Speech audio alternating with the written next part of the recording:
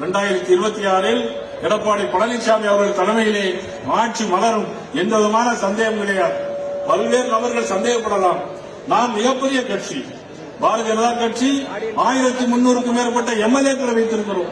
உலகிலே மிகப்பெரிய கட்சி, 240 பாராளுமன்ற உறுப்பினர்களை வைத்திருக்கிறோம். மிகப்பெரிய கட்சி. ராஜ்யசபாவில் அதிகமான எண்ணிக்கையில் ராஜ்யசபா உறுப்பினர்கள் வைத்திருக்கிறோம். மிகப்பெரிய கட்சி. ஆனால் நாம் ஏன் வர முடியவில்லை? அப்படி நிறைய சிந்திக்கலாம். அதெல்லாம் சிந்திப்பதற்கு இதுவான நேரம் கிடையாது.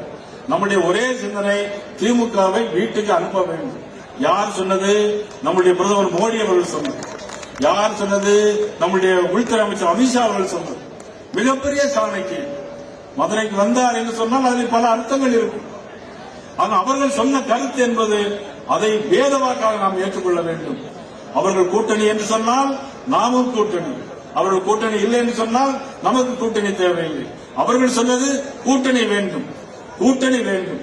அதற்காக அவர்கள் சொன்ன கருத்தை வேதவாக்காக நாம் ஒவ்வொருவரும் எடுத்துக்கொண்டு உங்களுடைய எண்ணங்களும் செயல்களும் செயல்பாடுகளும் திமுக ஆட்சியை வீட்டுக்கு விரட்ட வேண்டும் என்கின்ற எண்ணம் போல இருக்கணும்.